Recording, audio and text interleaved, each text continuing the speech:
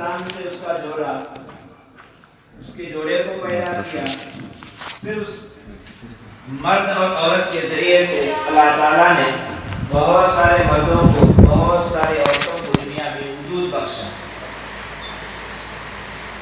پھر آگے اللہ تعالیٰ فرماتے ہیں وَاتَّقُوا اللَّهَ الَّذِي تَسَاءَلُونَ بِهِ وَالْأَرْحَامَ،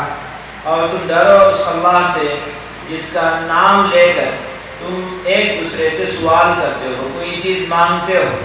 والارحام، اور رشتے داروں سے ڈرو، یعنی رشتے ناتوں کا خیال رکھو۔ ان اللہ کان علیکم رقیبا، بے شک اللہ تعالیٰ تمہارا نگہبان ہے، تمہاری ہر چیز کو، تمہارے ہر کام کو دیکھ رہا ہے۔ یہ وہ آیت کریمہ ہے جس آیت کریمہ کو اللہ کے حبیب پاک صلی اللہ تعالیٰ علیہ وسلم نے نکاح کے خطبے میں پڑھا ہے۔ اس کے علاوہ اور دو آیتیں ہیں، ان دونوں آیتوں میں بھی اللہ سے ڈرنے کا حکم دیا گیا ہے۔ سب سے پہلی جو یہ آیت کریمہ ہے، نکاح کے خطبے میں نبی علیہ السلام نے پڑھا ہے۔ حضرات مفسرین فرماتے ہیں کہ نکاح کا جو وقت ہوتا ہے وہ تو دو خاندانوں کے ملنے کا وقت ہوتا ہے، خوشی کا وقت ہوتا ہے۔ خوشی اور مسرت کے موقع پر دو خاندانوں کا جو رشتہ اور تعلق جو بڑھ رہا ہے، بن رہا ہے، تو ایسے وقت میں کوئی دوسری بات بتانی چاہیے، دوسری آیت کریمہ پڑھنی چاہیے تھی۔ نبی علیہ السلام نے خطبہ نکاح میں اس آیت کریمہ کو کیوں پڑھایا؟ حضرات مفسرین فرماتے ہیں کہ اس آیت کریمہ میں ایک آیت میں دو مرتبہ اللہ تعالیٰ نے ڈرنے کا حکم دیا۔ یا ایھا الناس، اے لوگو، اتقوا ربکم، تم اپنے رب سے ڈرو۔ انسان ڈرتا ہے حاکم سے، اس حاکم سے جو ظالم ہوتا ہے، ظلم کرتا ہے، اس کے ظلم کی وجہ سے ڈرتا ہے، یا تو شیطان اور بھوت وغیرہ سے ڈرتا ہے۔ تو یہاں اللہ تعالیٰ انسانوں کو کہہ رہے ہیں کہ اللہ سے ڈرو۔ کیوں ڈرنا ہے اللہ سے؟ کہ اللہ کیا ہم پر ظلم کرتا ہے؟ آگے اللہ فرماتے ہیں اتقوا ربکم، اللہ سے اس لیے ڈرنا ہے کہ وہ تمہارا پالنہار ہے، تمہارا رب ہے، تمہارا پروردگار ہے۔ تم نہیں تھے، اللہ تعالیٰ نے تمہیں وجود بخشا اور زندگی گزارنے کے لیے اسباب مہیا کیے، سامان عطا کیے، اور بتدریج جو ہے انسان کو آگے بڑھاتا ہے۔ ایسی ذات کو پروردگار کہا جاتا ہے۔ تو اللہ سے ڈرنا اس وجہ سے ہے کہ وہ ہمارا پالنے والا ہے۔ اور دوسری بات یہ ہے خلقکم من نفس واحدہ، کہ اسی اللہ نے تم سب کو پیدا کیا ہے۔ من نفس واحدہ، ایک ہی ذات سے پیدا کیا۔ ایک ہی ذات سے مراد حضرت آدم علیہ نبینا علیہ السلام سے پیدا کیا۔ من نفس واحدہ کہہ کر اللہ تعالیٰ نے اشارہ کیا کہ دنیا میں جتنے انسان ہیں، چاہے جس مذہب سے تعلق رکھنے والے ہو، چاہے جس دھرم سے تعلق رکھنے والے ہو، چاہے جس قبیلے اور خاندان سے تعلق رکھنے والے ہو، اعلیٰ خاندان سمجھے جاتے ہو، ادنا خاندان سمجھے جاتے ہو، لوگوں میں ان کی عزت ہے، بعض خاندان وہ ہے کہ جن کی عزت نہیں کی جاتی ہے۔ اللہ فرماتے ہیں کہ یاد رکھو تم سب ایک ہی باپ سے پیدا کیے گئے ہو۔ کچھ لوگ وہ ہوتے ہیں جو اپنے آپ کو اچھا سمجھتے ہیں، مالدار ہونے کی وجہ سے اپنے آپ کو دوسروں سے اچھا سمجھتے ہیں، یا خوبصورتی کی وجہ سے دوسروں سے اپنے آپ کو اچھا سمجھتے ہیں، یا لوگوں کے خاندان میں جو ہے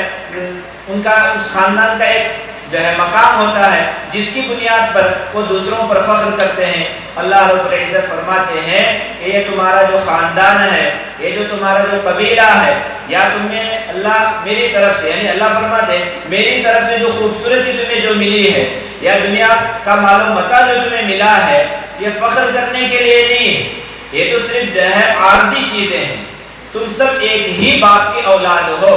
اور اسی ایک باپ سے ان کی بیوی، ان کے جوڑے کو حضرت حوا علیہ السلام کو پیدا کیا۔ وَبَثَّ مِنْهُمَا رِجَالًا كَثِيرًا وَنِسَاءً، پھر حضرت آدم، حضرت حوا، ان دونوں کے ذریعے سے اللہ تعالیٰ نے پوری دنیا میں انسانوں کا وجود بخشا۔ کچھ مرد پیدا کیے، کچھ عورتیں پیدا کی۔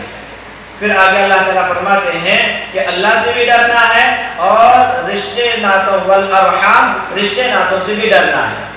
حضرات مفسرین فرماتے ہیں کہ 2 مرتبہ اس میں اتقوا، اللہ سے ڈرنے کا حکم دیا گیا ہے۔ نبی علیہ السلام نے اس آیت کریمہ کو منتخب اس لیے کیا ہے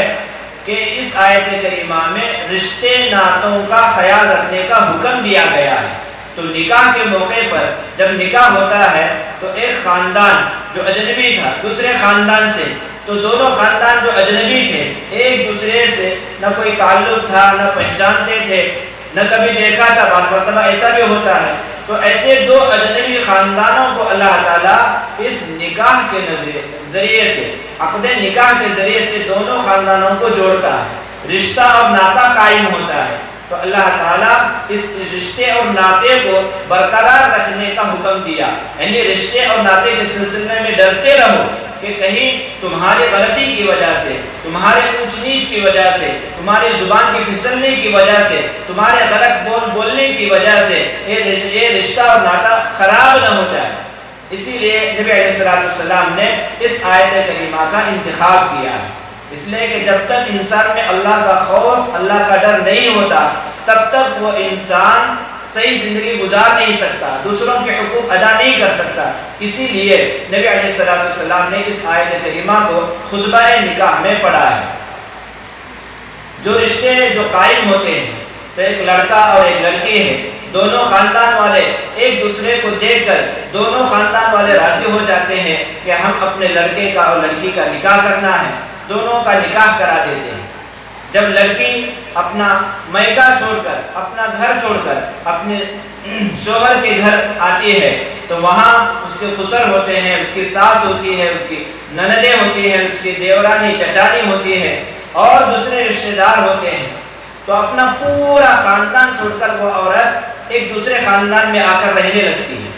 ایک صرف اللہ کے حکم کی وجہ سے اللہ نے حکم دیا نکاح کرو، اس نکاح کا حکم سن کر نبی علیہ السلام کی سنت ادا کر کے ایک لڑکی جو ہے اپنے ماں باپ کے پیار کو چھوڑ کر، اپنے بھائی بہن کے پیار کو چھوڑ کر، اپنے خاندان والوں کے محبت اور پیار کو چھوڑ کر دوسرے خاندان میں اللہ کے حکم، نبی علیہ السلام کی سنت کو اپناتے ہوئے آ کر زندگی گزارنا شروع کر دیتی ہے۔ اب یہاں جب وہ لڑکی آئی، بہو بن کر آتی ہے، تو وہ بہو کے ساتھ جو ہے ایک ساس کا تعلق ہوتا ہے، بہو کے ساتھ اس کی نند کا ایک رشتہ ہوتا ہے، بہو کا جو ہے اس لڑکی کا ایک رشتہ شوہر کے ساتھ ہوتا ہے، اس لڑکی کا ایک رشتہ دیورانی اور جٹھانی کے ساتھ ہوتا ہے۔ تو یہ مختلف جو ہے مزاج رکھنے والی جب ایک ساتھ مل جاتی ہے تو شیطان ہر ایک سے غلطی کراتا ہے۔ کبھی جو ہے لڑکے کی جو ماں ہوتی ہے جس کو ساس کہا جاتا ہے، اس بہو کی وہ ساس ہوتی ہے، کبھی اس کی طرف سے جو ہے اس کی طرف سے شیطان غلطیاں کراتا ہے۔ ساس جو ہے اپنی بہو کو سے بعض مرتبہ غلط فہمی ہو جاتی ہے، بدگمان ہو جاتی ہے، اپنی بہو کے سلسلے میں یہ سوچتی ہے، اپنے بیٹے کو دیکھتی ہے، نکاح ہو گیا، 2-4 دن ہو گئے، ہفتہ ہو گیا، 10 دن ہو گئے، لڑکی کی محبت اپنی بیوی سے زیادہ ہونے لگتی ہے تو ماں کے دل میں خطرہ اور شیطان یہ شوشہ ڈالتا ہے کہ کہیں ایسا نہ ہو کہ میرا جو لڑکا ہے اس میری بہو کے جو باہر سے آئی ہوئی لڑکی ہے اس کی محبت میں پھنس کر ہم سے دور نہ چلا جائے، ہمیں چھوڑ کر جو ہے ہم سے دور نہ جائے۔ اسی لیے وہ چاہتی ہے، شیطان جو ہے اس ساس کے دل میں غلط وساوس ڈالتا ہے، شوشے ڈالتا ہے کہ کسی طرح سے جو ہے وہ محبت زیادہ نہ بڑھے۔ شیطان جو ہے اپنا حربہ جو ہے اپناتا ہے اور وہ ماں، اس لڑکے کی ماں یعنی اس لڑکی کی جو ساس ہوتی ہے وہ چاہتی ہے کہ کسی طرح سے میرا لڑکا اپنی بیوی سے تھوڑا دور رہے، کہ کہیں اس بدگمانی کی وجہ سے کہ کہیں یہ جو ہے میرے لڑکے کو یہاں سے لے کر چلی نہ جائے، یہ شیطان کراتا ہے۔ اسی طرح سے غلطی ساس کی طرف سے یہ بھی ہوتی ہے کہ وہ اپنی جو ہے بہو پر اعتماد نہیں کرتی، بھروسہ نہیں کرتی، وہ یہ سوچتی ہے یہ تو آئی ہوئی ہے، کہیں ایسا نہ ہو کہ ہماری جو یہاں کی چیزیں ہیں، ہمارا یہاں کا جو مال ہے یہاں سے تھوڑا کر کے اپنے میکے لے کر چلی نہ جائے۔ یہ شیطان سب جو ہے وساوس ڈالتا ہے۔ اس شیطان کے وساوس میں آ کر وہ ساس جو ہے اس طرح کی حرکتیں کرتی ہے، اور کبھی کبھار یہ سوچتی ہے کہ اس لڑکی کے آنے سے پہلے، بہو کے آنے سے پہلے جو ہے ہمارا گھر سکون کے ساتھ تھا، میں تھی اور میرا شوہر تھا اور میرے بچے تھے، ہم آرام کی زندگی گزار رہے تھے، یہ لڑکی کہاں سے آ گئی کہ اب جو ہے یہ حکمرانی کرنا چاہتی ہے؟ اسی لیے وہ دیکھتی ہے کہ اب تک میرے ذریعے سے گھر چل رہا تھا، کہیں یہ لڑکی اپنے ہاتھ میں جو ہے اس گھر کا پورا ذمہ داری اپنے ہاتھ میں نہ لے، اس لیے وہ جو ہے اپنی بہو کے سلسلے میں غلط جو ہے جو شیطان اس کے بعد ذہن میں جو باتیں ڈالتا ہے، شیطان کی باتیں سن کر اپنی بہو کے ساتھ تھوڑی اونچ نیچ شروع ہو جاتی ہے۔ جب بیٹا آتا ہے تو بیٹے کے سامنے شکایتیں کرتی ہے کہ تیری بیوی ایسا کرتی ہے، تیری بیوی جلدی نہیں اٹھتی ہے، تیری بیوی سے یہ شکایتیں ہیں۔ تو کسی طرح سے یہ شیطان بیوی سے جو ہے شوہر کو دور کرنے کے لیے شوہر کے ماں کے دلوں میں ایسے وساوس ڈالتا ہے۔ بعض مرتبہ نند سے ویسے غلطیاں ہو جاتی ہیں کہ وہ چاہتی ہے کہ اب تک ہم آرام سے تھے، میں جو چاہی کر رہی تھی، جیسے ہی ہماری بھاوت آ گئی، بھابھی آ گئی، جس کی وجہ سے جو ہے اب میرا یہاں کچھ چل نہیں رہا۔ اب وہ جو ہے اپنے بھائی کو غلط جو ہے شکایتیں کرتی ہے، ماں کو جو ہے بھڑکاتی ہے، اکساتی ہے، وہ جو ہے اپنے لڑکے کو بہکاتے ہیں، پھر نتیجہ جو ہے میاں بیوی میں جھگڑے شروع ہوتے ہیں۔ ایسے ہی جو لڑکی بہو بن کر آئی ہے اس سے بھی غلطیاں ہوتی ہے، یہ سب شیطان کراتا ہے۔ ایک اچھا جو خاندان بننے والا تھا، اللہ کے حکم کو، نبی علیہ السلام کی سنت کو اپناتے ہوئے ایک سکون کی زندگی کے خاندان جو چلنے والا تھا، شیطان جو ہے اس گھر کو تباہ اور برباد کرنے کے لیے الگ الگ سازشیں کرتا ہے۔ تو بہو بن کر جو لڑکی آئی ہوئی ہے وہ تو جو ہے چھوٹی عمر میں آئی ہوئی ہوتی ہے، تجربہ نہیں ہوتا، سیدھا کھانا پکانا نہیں آتا، اور وہ اتنی بھولی بالی ہوتی ہے کہ وہ یوں سوچتی ہے کہ میں اپنے گھر میں تھی، میرا باپ تھا، وہ پیار مجھے دیا کرتا، میری ماں تھی، میری ہر غلطی کو برداشت کرتی تھی، اب میں جو اپنے ساس کے گھر آئی ہوں وہ یہ سوچتی ہے کہ میرا جو خسر ہے، میرا جو سسرا ہے وہ میرا باپ ہے، باپ کو مجھے پیار دے گا، یہ توقع رکھتی ہے سسرے سے۔ اور ایسی ہی جو ہے اپنی ماں کی جو محبت وہ اپنے گھر میں پائی تھی، وہ سوچتی ہے کہ میری جو ساس ہے وہ مجھے محبت دے گی، مجھے پیار کرے گی، میری غلطیوں سے درگزر کرے گی، میں دیر سے اٹھا کرتی تھی اور مجھ سے غلطی ہوتی تو میری ماں جو ہے معاف کیا کرتی تھی، درگزر کرتی تھی، میری ساس بھی میرے ساتھ ایسا ہی کرے گی، یہ توقع اس کی ہوتی ہے، یہ امید ہوتی ہے۔ ایسے ہی جو ہے نند کے سلسلے میں کہ وہ میری بہن ہے، یہ سب سوچتی ہے، بھولی والی ہوتی ہے، لیکن جس کی وجہ سے وہ ان توقعات کے خلاف، امید کے خلاف جب دیکھتی ہے کہ ساس جب چھوٹی سی غلطی ہوتی ہے، ڈانٹتی ہے، تو اس کے دل میں جو ہے نفرت پیدا ہوتی ہے۔ یہ سب شیطان کراتا ہے۔ پھر جو ہے نند کچھ باتیں بولتی ہے، یا ایسے ہی شوہر کو اپنا سب کچھ سمجھتی ہے کہ اپنا سب گھر بار چھوڑ کر آئی ہے، یہ محبتوں سے رکھے گا، پیار سے رکھے گا۔ کبھی کبھار جب شوہر ناراض ہوتا ہے، غصہ کرتا ہے، فوراً بھڑکنا شروع کرتی ہے، پھر جو ہے آپس میں لڑنا جھگڑنا شروع ہو جاتا ہے۔ یہ گھر کا نظام شیطان اس طرح کے غلط وساوس ڈال کر ایسے حربے اپناتا ہے کہ جس کی وجہ سے گھر تباہ اور برباد ہو جاتا ہے، یہاں تک کہ طلاق کی نوبت آ جاتی ہے۔ اسی لیے حضرات علماء فرماتے ہیں کہ ساس جو دیکھ کر اپنے بیٹے کے لیے پسند کر کے جو بیٹی کو لائی ہے، بہو بنا کر لائی ہے، وہ جو ہے ساس یہ سمجھے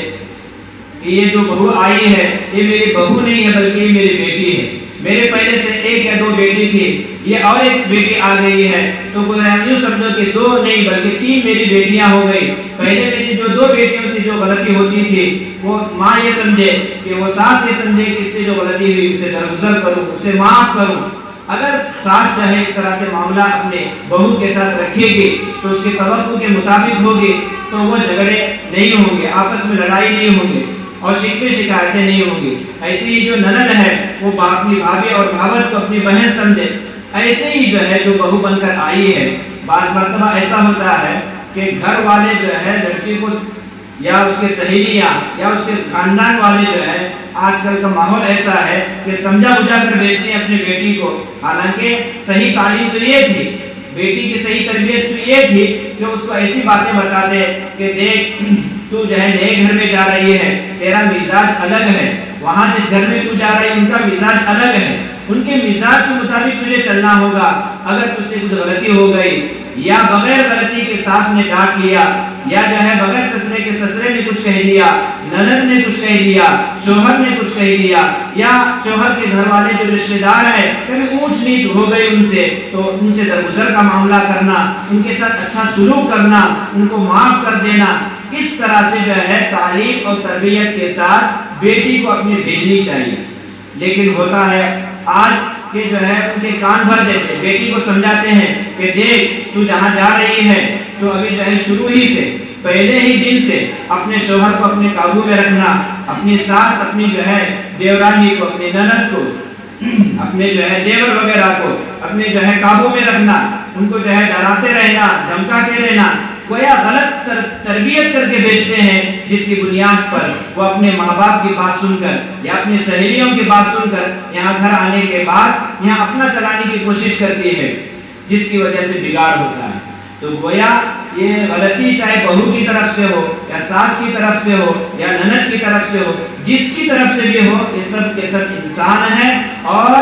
ہر انسان کا کھلا ہوا دشمن شیطان ہے. شیطان یہ تمام باتیں کرواتا ہے. اسی لیے ساس کو چاہیے کہ اپنی بہو کو بیٹی کے درجے میں رکھے, بہو کو چاہیے کہ ساس کو اپنی ماں کے درجے میں رکھے. جس طرح سے اپنے ماں کے سامنے آواز بلند نہیں کرتی, ساس کو اپنی ماں سمجھتے ہوئے اس کے ساتھ صحیح زندگی گزارے, اس کے بات بات پر جو ہے اسے پوچھ کر کام کرے کہ اب کیا پکانا ہے, کیا کرنا ہے, اور اپنے گھر میں نماز کی پابندی کرنا ہے. یہ تمام چیزیں اگر کرتے رہے, ایک دوسرے کو معاف کرتے رہے, غلطی تو انسان سے ہوتی ہے, درگزر کا معاملہ ہوتا رہا, تو گویا یوں سمجھو کہ ہم نے اللہ تعالیٰ نے نبی علیہ السلام نے خطبہ نکاح میں جو آیت کریمہ پڑھی تھی کہ رشتے ناطوں کا خیال رکھنا,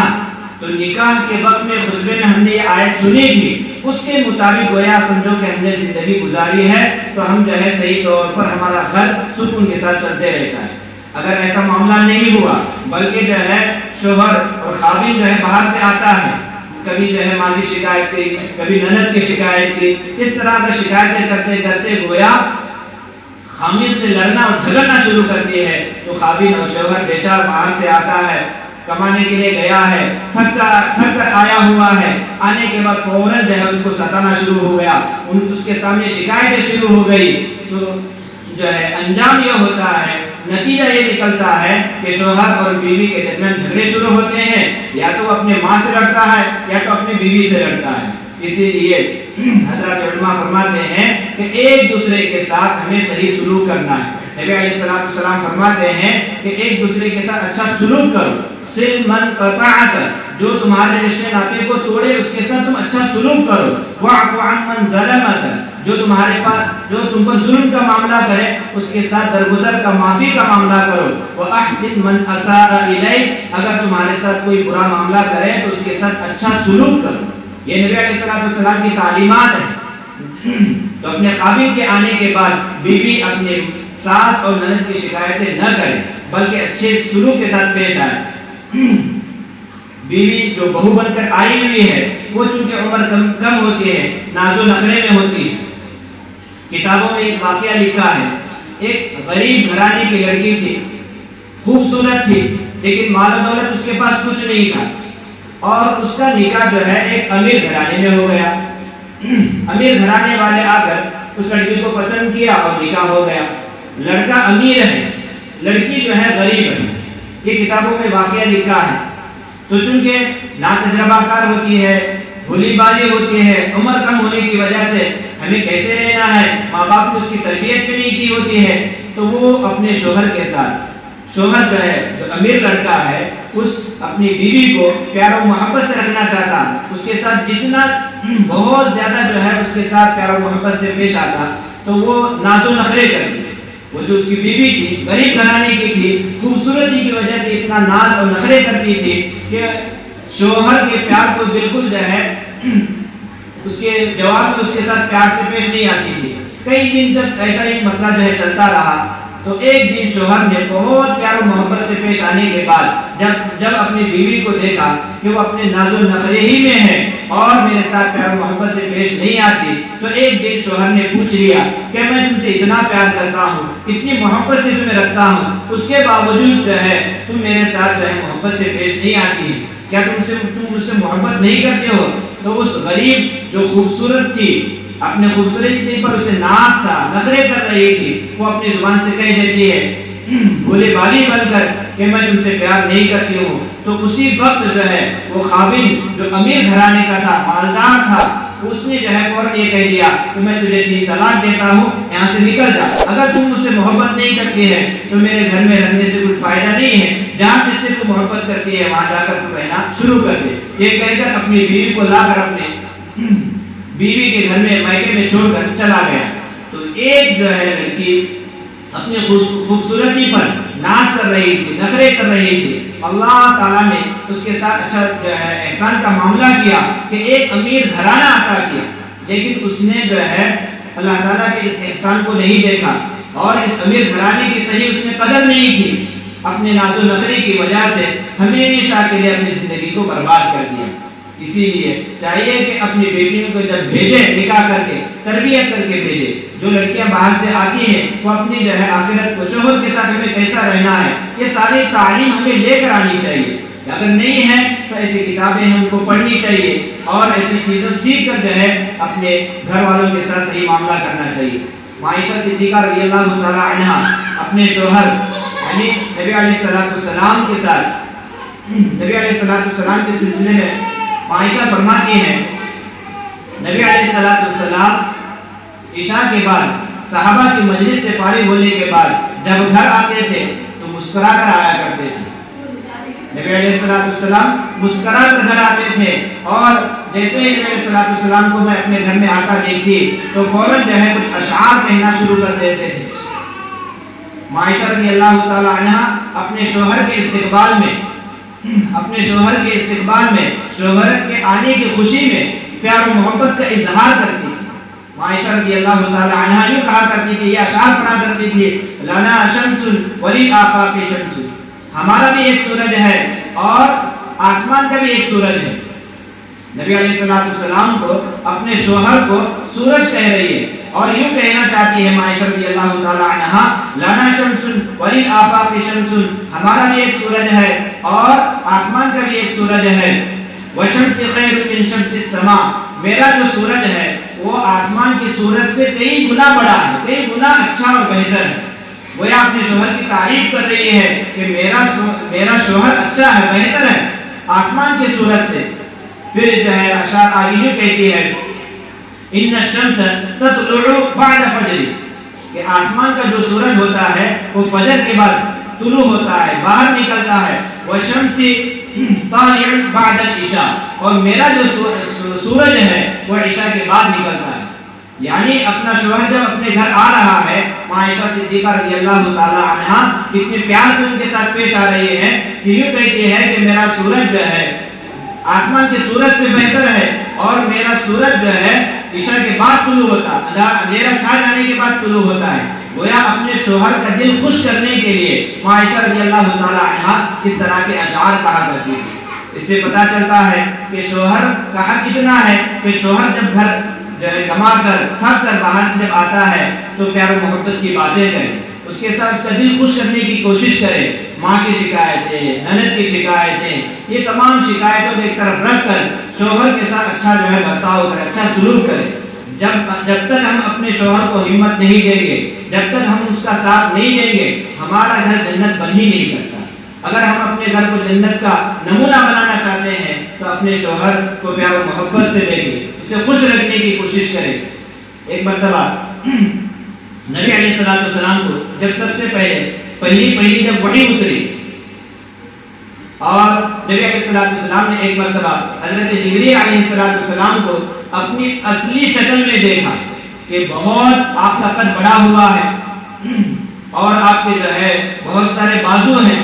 تو حضرت جبریل علیہ السلام کو اپنے اصلی شکل میں دیکھنے کی وجہ سے نبی علیہ السلام گھبرا گئے، فوراً جو ہے گھر میں بھاگ کر آئے. آ کر یوں کہا، بخاری شریف کی روایت ہے، نبی علیہ السلام فرماتے ہیں ماں خدیجہ رضی اللہ تعالی عنہا سے اپنی بیوی سے کہتے ہیں زملونی، مجھے جو ہے کمبل اڑا دو. اس لیے کہ حضرت جبریل علیہ السلام کو اصلی شکل میں دیکھ کر گھبرا کر یوں کہہ رہے اپنی بیوی کو کہ مجھے کمبل دے دو. ماں خدیجہ رضی اللہ تعالی عنہا اپنے شوہر کو کمبل اڑاتی ہے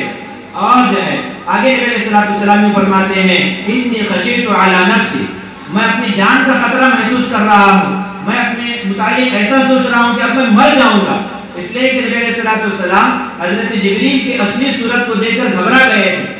ماں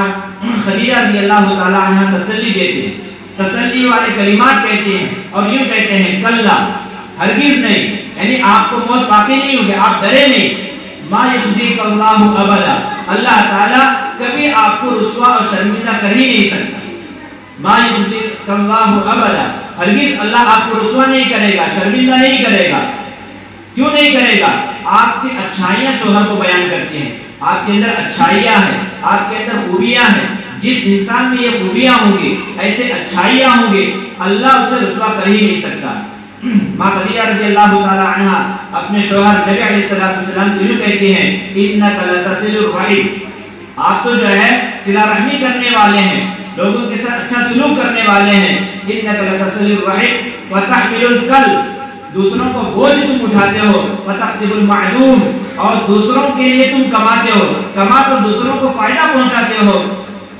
وتعين على نوائب الحق، اور دوسروں کے قرضے اپنے ذمے لے کر ان کے ساتھ جو ہے اچھا سلوک کرتے ہو۔ جو انسان دوسروں کے ساتھ اچھا سلوک کرتا ہے کبھی اللہ اسے رسوا نہیں کرتا۔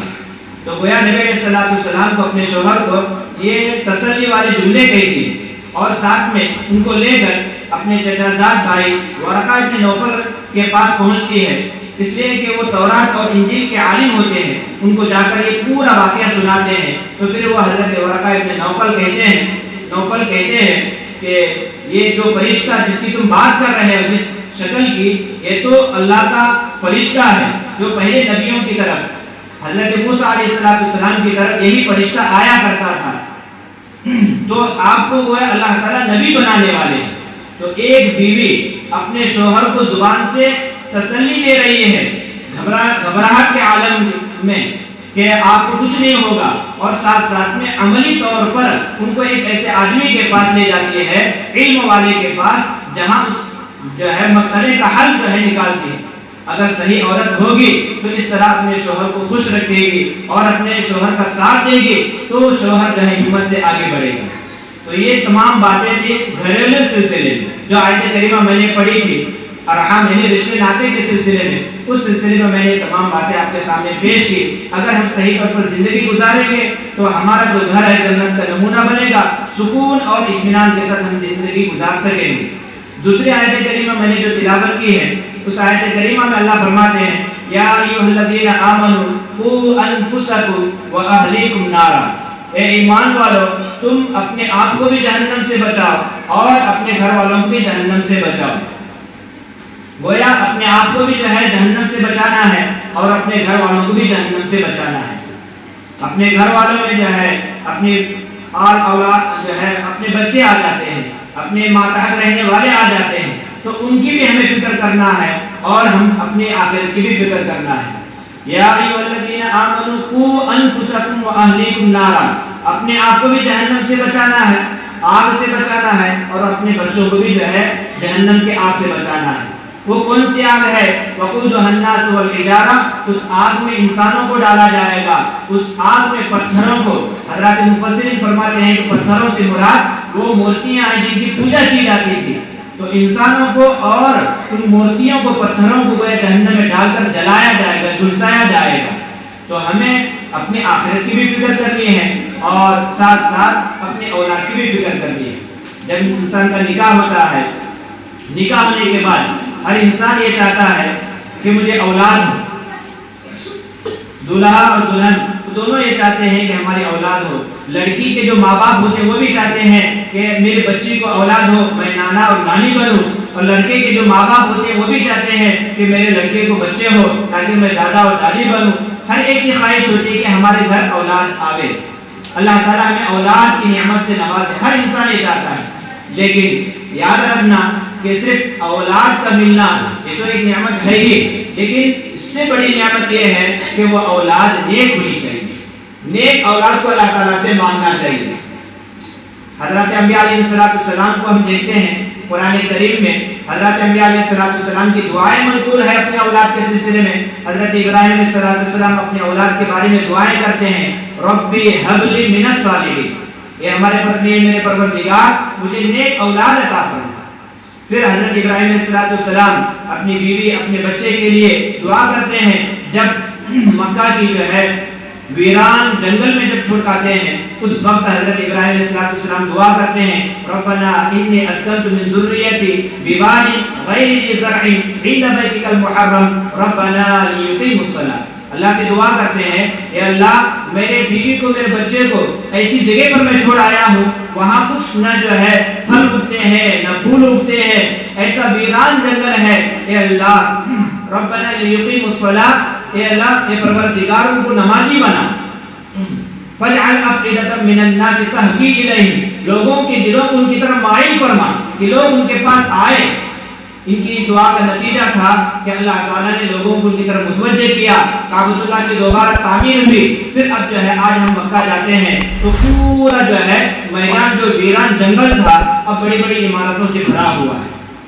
ایسی جگہ پر میں اپنے بیوی کو اپنے بچے کو چھوڑ کر دعا کر رہے ہیں, وارزقہم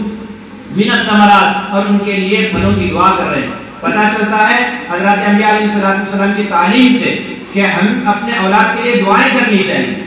ایسے ہی حضرت زکریا علیہ السلام بڑھاپے کے عالم میں ہیں تو وہ بھی دعا کرتے ہیں اولاد کے لیے, رب ہب لی من لدنک ذریۃ طیبہ انک سمیع الدعاء, اے میرے پروردگار مجھے نیک اولاد عطا فرما, بے شک آپ دعا قبول کرنے والے ہیں, سننے والے ہیں. تو گویا دعا ہمیں اولاد مانگنا ہے, لیکن صرف اولاد نہیں مانگنی ہے بلکہ اولاد نیک اولاد مانگنی ہے. اس لیے نیک اولاد کا ملنا ایک بہت بڑی نعمت ہے. اولاد اگر ہماری نیک ہوگی تو ہمیں دنیا میں بھی سکون کی زندگی گزار سکتے ہیں اور آخرت میں بھی ہمارا نام روشن ہوگا. اگر ہم جو ہے ہماری اولاد خراب ہوگی, اگر جو ہے بگڑ جائے گی, صحیح اولاد نہیں ہوگی تو پھر جو ہے دنیا میں بھی رسوائی ہوگی, شرمندگی دیکھنی پڑے گی اور آخرت میں جو ہے ان کے ساتھ ہمیں بھی جہنم میں ڈال دیا جائے گا. اسی لیے حضرت انبیاء علیہ السلام ولادت سے پہلے بچوں نیک اولاد کی دعائیں کرتے تھے. جب ولادت ہو جائے, بچے کی جو ہے پیدائش ہو جائے تو ان کی تربیت کرتے, ان کو اچھے اخلاق سکھاتے, ان کو اللہ اور کے رسول کی جو ہے تعلیم دیتے, اور مرنے کا وقت آیا اس وقت بھی اپنے بچوں کی وصیت کرتے, نصیحت کرتے اور پوچھتے. جیسا کہ حضرت یعقوب علیہ السلام کے سلسلے میں آتا ہے قرآن کریم میں, ام کنتم شہداء اذ حضر یعقوب الموت اذ قال لبنیہ. حضرت یعقوب علیہ السلام کے پاس جب موت کا فرشتہ آتا ہے تو حضرت یعقوب علیہ السلام مرنے سے پہلے اپنے اولاد کو جمع کر کے کہتے ہیں, ما تعبدون من بعدی,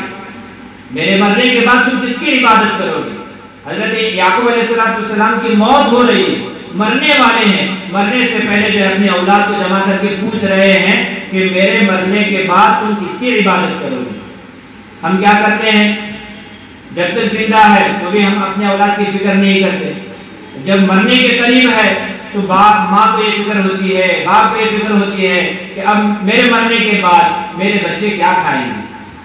میرے بچے کیسے زندگی گزاریں گے. تو گویا ہمیں دنیا کی فکر لگی ہوئی ہے, لیکن حضرت انبیاء علیہ السلام کی زندگی کو ہم دیکھیں گے تو پتہ چلتا ہے کہ دنیاوی زندگی کی فکر کے ساتھ ساتھ آخرت کی بھی یاد دہانی اپنے بچوں کو کرانی چاہیے. آخرت کے بارے میں ہمیشہ ان کو کہنا چاہیے, مرنے سے پہلے بھی اپنے اولاد کے سلسلے میں یہ سوچنا چاہیے کہ میری اولاد کا کیا ہوگا, یعنی میرے بعد میری اولاد اللہ کی عبادت کرتی ہے یا نہیں کرتی ہے, کیسی زندگی گزارے گی, اللہ کو راضی کرتے ہوئے گزارے گی یا اللہ کو ناراض کرتے ہوئے زندگی گزارے گی. یہ انسان کو فکر ہونی چاہیے. حضرت ابراہیم علیہ السلام کے بارے میں آتا ہے, وَوَصَّى بِهَا إِبْرَاهِيمُ بَنِيهِ وَيَعْقُوبُ يَا بَنِيَّ إِنَّ اللَّهَ اصْطَفَى لَكُمُ الدِّينَ فَلَا تَمُوتُنَّ إِلَّا وَأَنْتُمْ مُسْلِمُونَ. حضرت ابراہیم علیہ السلام اپنے اولاد کو نصیحت کرتے ہیں, حضرت یعقوب علیہ السلام بھی نصیحت کرتے ہیں. کس بات کی, ان اللہ قد اصطفى لکم الدین, اللہ تعالیٰ نے, بے شک اللہ نے تمہارے لیے دین کو جو ہے چنا ہے, دین کو جو ہے اللہ تعالیٰ نے چنا ہے.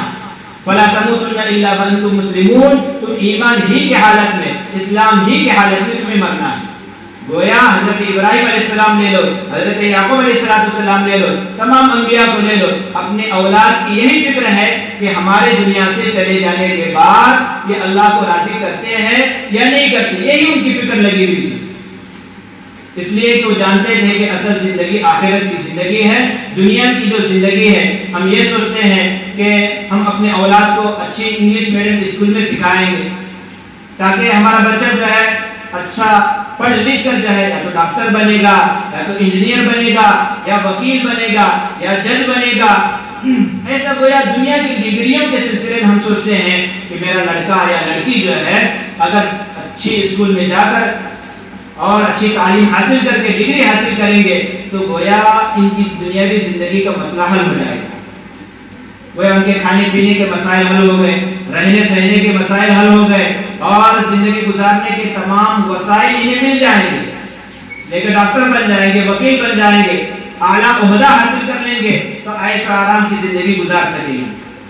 تو ہماری تو یہی فکر ہے کہ دنیا ہمارے بچوں کی زندگی سنور جائے، بس دنیا کی زندگی سنور جائے، لیکن اللہ کے انبیاء علیہ السلام کو ہم دیکھتے ہیں تو دنیا کی زندگی تو عارضی زندگی ہے۔ انسان اپنے بچوں کو پڑھاتا ہے، لکھاتا ہے، ڈگری دلاتا ہے، لیکن دین کی تعلیم نہیں دیتا۔ دینی تعلیم نہ دینے کی بنیاد پر وہ بچے ڈاکٹر تو بن جائیں گے، وکیل تو بن جائیں گے، انجینئر تو بن جائیں گے، دنیا کی ڈگری حاصل کر کے اعلیٰ مقام حاصل کر لیں گے اور خوب پیسہ کمائیں گے، گاڑی بنگلہ سب کچھ ان کے پاس آ جائے گا، لیکن دین کی تعلیم ہم نے ان کی نہیں جو ہے دین کی تعلیم کی فکر نہیں کی، دینی تعلیم کی ہمیں فکر نہیں ہے، ایسے ہم نے دنیا کے پیچھے لگا کر دنیاوی عہدہ میں دلا دیا سکون کی زندگی گزارنے کے لیے، تو وہ آگے چل کر نافرمان بنیں گے۔ ماں باپ کی جو ہے نہ ان کے اندر ادب ہوگا، نہ اخلاق اچھے ہوں گے، بس وہ پیسوں کے پیچھے لگ کر ماں باپ کی نافرمانی کریں گے۔ کبھی بیوی کی بات سنتے ہیں، بیوی کی بات سن کر ماں باپ کو چھوڑ دیتے ہیں، پھر ماں باپ کو اس وقت احساس ہوتا ہے کاش کہ میں اپنے بچوں کو جو ہے دینی تعلیم دیتی، قرآن و حدیث کی تعلیم دیتی، میرا لڑکا ہے لڑکی میرے لیے جو ہے دنیا کے اندر بھی عزت کا ذریعہ بنتا، اور جو ہے مرنے کے بعد بھی دینی تعلیم قرآن و حدیث کی تعلیم دینے کی وجہ سے آخرت میں بھی اللہ مجھے جنت میں داخل کرتا۔ بڑھاپے کے عالم میں جب بچے نافرمان ہو جاتے ہیں اور ماں باپ کو ستانا شروع کرتے ہیں، بعض بچے تو ایسے ہو جاتے ہیں دینی تعلیم نہ دینے کی وجہ سے شراب پینا شروع کرتے ہیں، جوا کھیلنا، پتے کھیلنا شروع کرتے ہیں، پیسہ لگانا شروع کرتے ہیں اور عیاشی کرنا شروع کرتے ہیں اور غلط غلط کاموں میں جا کر اپنی زندگی برباد کر دیتے ہیں۔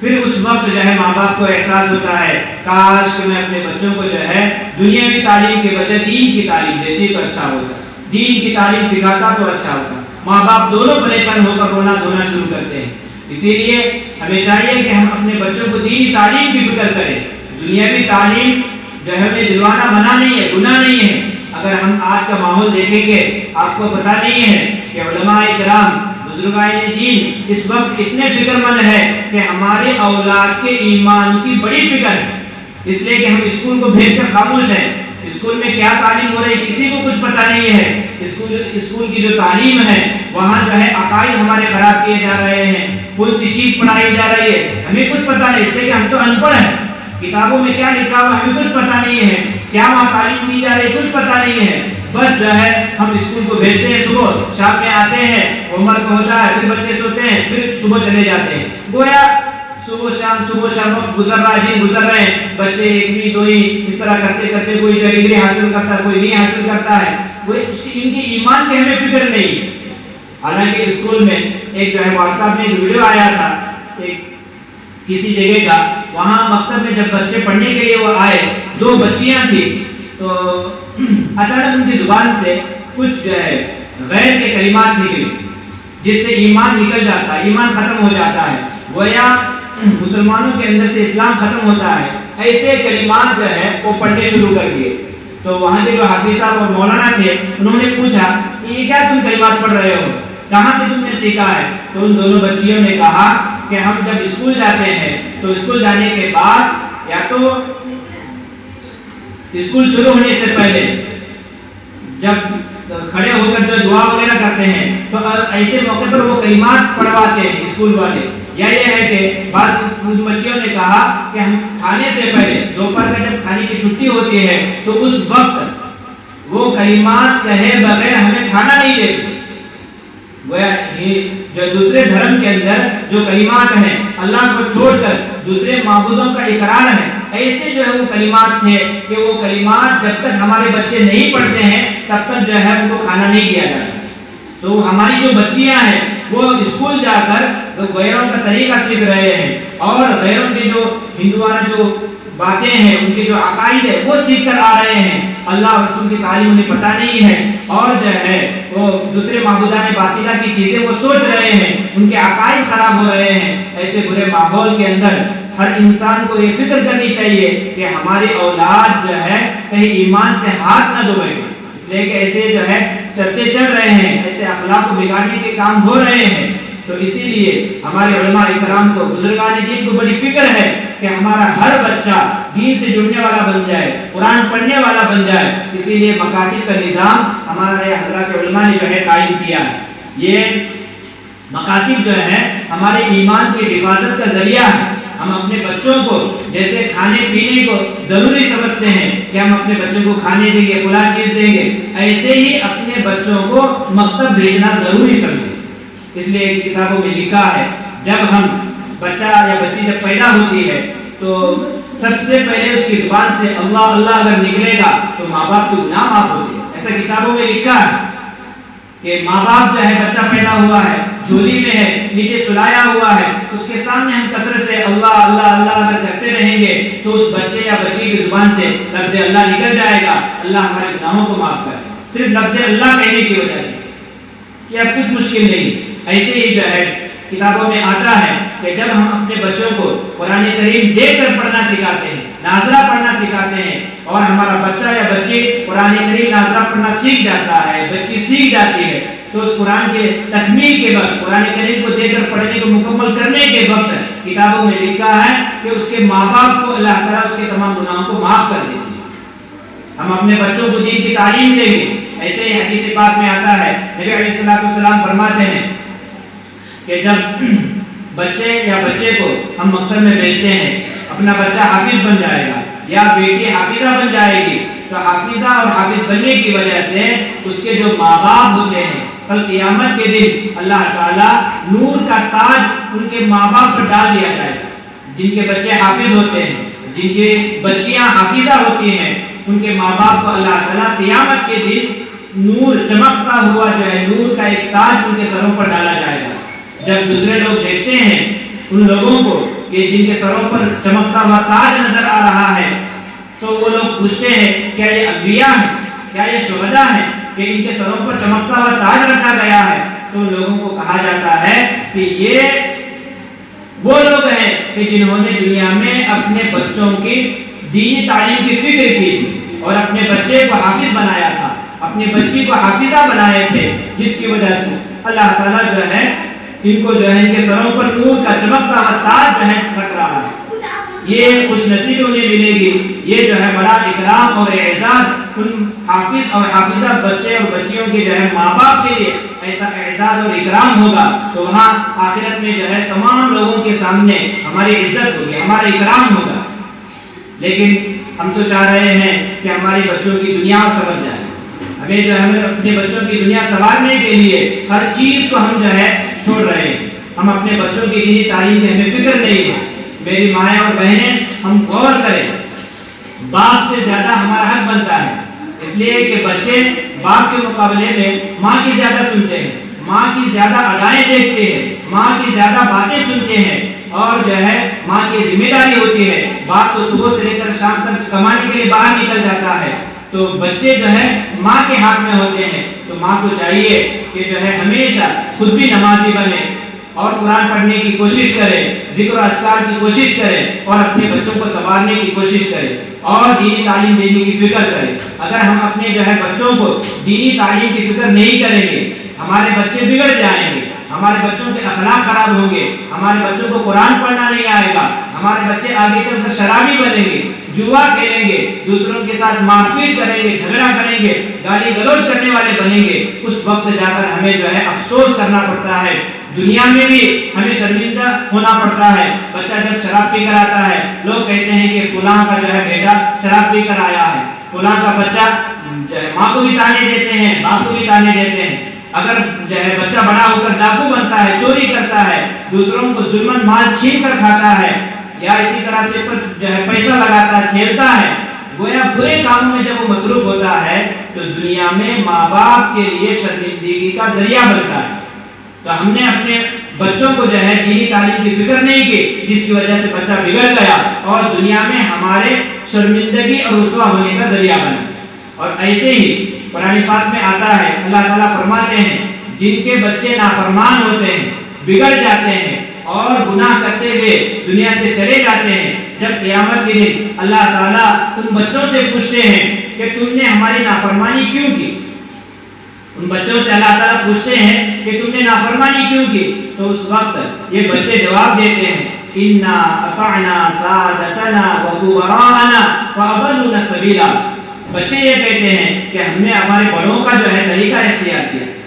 ہمارے بڑے جیسے چلا کرتے تھے اسی کے مطابق ہم نے زندگی گزاری ہے۔ اِنَّا أَطَعْنَا سَادَتَنَا وَكُبَرَاءَنَا، ہماری جو رہنمائی کرنے والے تھے، ہماری جو تربیت کرنے والے تھے، انہوں نے یہی تربیت دی، انہوں نے جو ہے ہمیں دنیا کی فکر میں لگایا، اسکول بھیجا، کالج بھیجا، دنیا کی ڈگری حاصل کرنے کے لیے ہر طرح کی کوشش کی، محنت کی، پیسہ لگایا، سب کچھ قربان کیا ہمارے پیچھے، تو ہم نے دنیا کی ڈگری حاصل کی اور جو ہے اسی طرح سے ہم آ گئے۔ اِنَّا أَطَعْنَا سَادَتَنَا وَكُبَرَاءَنَا فَأَضَلُّونَا السَّبِيلَ، ہمارے ماں باپ نے ہمیں گمراہ کر دیا۔ پھر آگے یوں کہتے ہیں اللہ تعالیٰ سے ربنا آتِهِمْ ضِعْفَيْنِ مِنَ الْعَذَابِ وَالْعَنْهُمْ لَعْنًا كَبِيرًا، اے ہمارے پروردگار ہمارے ماں باپ کو ڈبل عذاب دے۔ ربنا آتِهِمْ ضِعْفَيْنِ مِنَ الْعَذَابِ، اے اللہ ہمارے ماں باپ کو ڈبل عذاب دے، دگنا عذاب دے۔ وَالْعَنْهُمْ لَعْنًا كَبِيرًا، اور ان پر بہت ساری لعنت برسا۔ کن کے لیے بد دعا کر رہے ہیں بچے؟ اپنے ماں باپ کے لیے، اس لیے کہ دنیا میں ان ماں باپ نے ان بچوں کو دینی تعلیم نہیں دی، مکاتب کو نہیں بھیجا، ان کے اخلاق کو نہیں سنوارا، ان کو قرآن کی تعلیم نہیں دی، نبی علیہ السلام کی تعلیمات سے انہیں آراستہ نہیں کیا، اور اپنی تو خود بھی جو ہے غلط زندگی گزارتے رہے، بچوں کو بھی جو ہے دینی تعلیم کی فکر نہیں کی، تو کل قیامت کے دن یہ بچے یوں کہیں گے ہمارے ماں باپ کی وجہ سے ہم بگڑے ہیں، اے اللہ ربنا آتِهِمْ ضِعْفَيْنِ مِنَ الْعَذَابِ، دگنا عذاب ان کو دے دے، ڈبل عذاب ہمارے ماں باپ کو دے دے، اس لیے کہ ان کی وجہ سے ہم بگڑے ہیں، اور اپنی جو ہے لعنت ان پر برسا، اس لیے کہ انہوں نے ہمیں صحیح دین نہیں سکھایا۔ تو جیسے ہم دنیا میں بھی رسوائی کا ذریعہ بنتے ہیں، اگر ہماری اولاد خراب نکل آئے، ایسے ہی جب نافرمانی کے ساتھ زندگی گزار کر جاتے ہیں تو قیامت کے دن یہی ہماری اولاد ہمارے خلاف گواہی دے گی، ہمارے خلاف شکایتیں کرے گی اور ہمارے خلاف بددعا دے گی۔ تو مائیں اور بہنیں سوچیں کہ دنیا جو ہم زندگی گزار رہے ہیں، دنیا کی زندگی یہ عارضی وقتی طور پر ہے، ایک انسان 30 سال میں بھی جا رہا ہے، 40 سال میں بھی جا رہا ہے، 50 60 سال 70 سال 80 سال، انسان کی زیادہ عمر نہیں اور بھروسہ بھی نہیں ہے۔ آج کل کے بیماریوں کے زمانے میں ہم دیکھ رہے ہیں کہ نوجوان لڑکا اٹھا کٹا اچانک مر جاتا ہے، جو ہے ابھی 2-4 بچے ہیں، نوجوان ہے، مر گیا۔ کتنے ہم ایسے خبریں سن رہے ہیں کہ ایسے ہی عورتوں کے متعلق جو ہے